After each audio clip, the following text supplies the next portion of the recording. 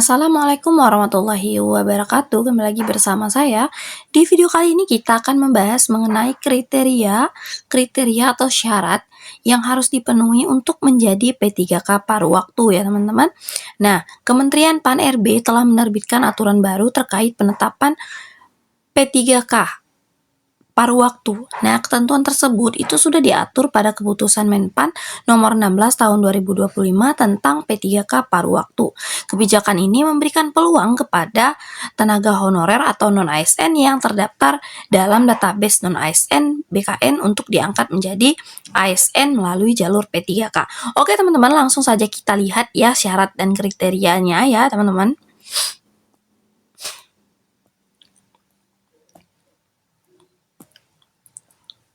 Oke, nah kategori tenaga honorer yang bisa diangkat P3K paruh waktu ya, terdapat dua kategori ya teman-teman. Tenaga honorer yang dapat diangkat menjadi P3K paruh waktu.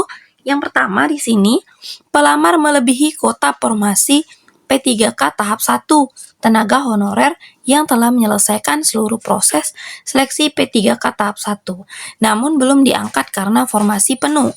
Nah, yang ini dapat diangkat menjadi P3K paruh waktu.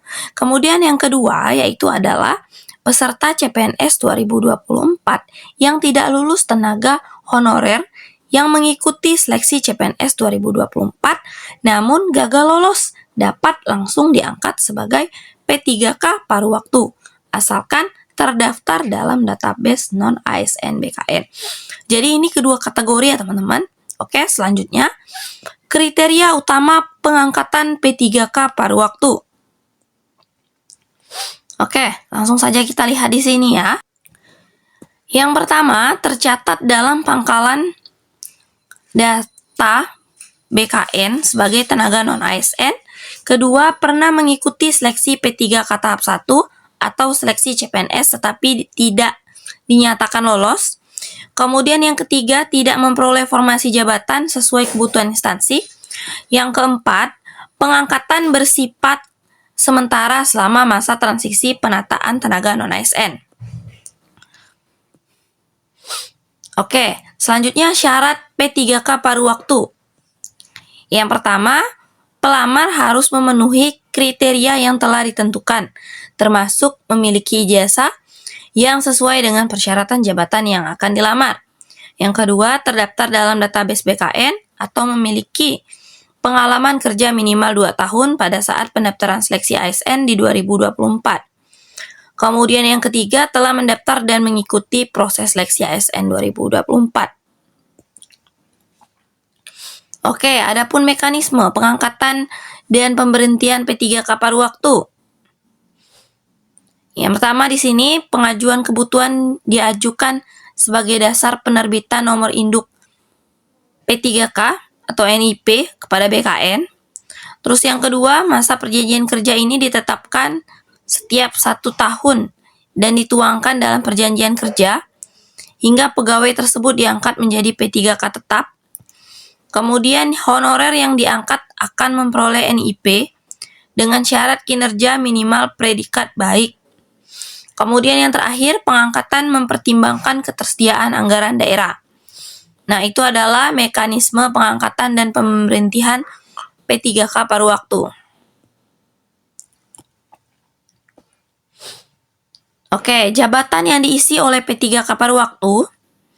Yang pertama di sini, guru dan tenaga pendidik, tenaga kesehatan, tenaga teknis, pengelola operasional umum, operator layanan operasional, pengelola layanan operasional, dan penata layanan operasional.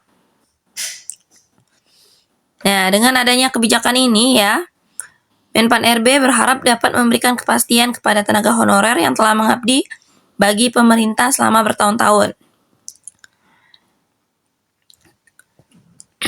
Nah, kabar baiknya, untuk P3K paruh waktu itu bisa berkesempatan untuk mendaftar P3K penuh waktu, teman-teman. Jadi teman-teman yang sudah misalnya nanti sudah masuk ke P3K paruh waktu, itu tetap berkesempatan untuk menduduki jabatan P3K penuh waktu ya dengan syarat-syarat tertentu, melihat kinerjanya baik. nanti teman-teman bisa berkesempatan menjadi P3K penuh waktu. Oke teman-teman. Nah, teman-teman juga bisa cek di playlist kita. Kita juga ada upload mengenai soal-soal persiapan P3K, mulai dari soal tes kompetensi teknis, manajerial, sosiokultural, dan wawancara. Oke, terima kasih yang telah menonton video ini. Jangan lupa like and subscribe dan aktifkan tombol lonceng. Karena setiap teman-teman subscribe dan aktifkan tombol lonceng, teman-teman bisa mendapatkan notifikasi setiap kita upload video terbaru. Oke, sekian dan terima kasih. Saya akhiri. Wassalamualaikum warahmatullahi wabarakatuh.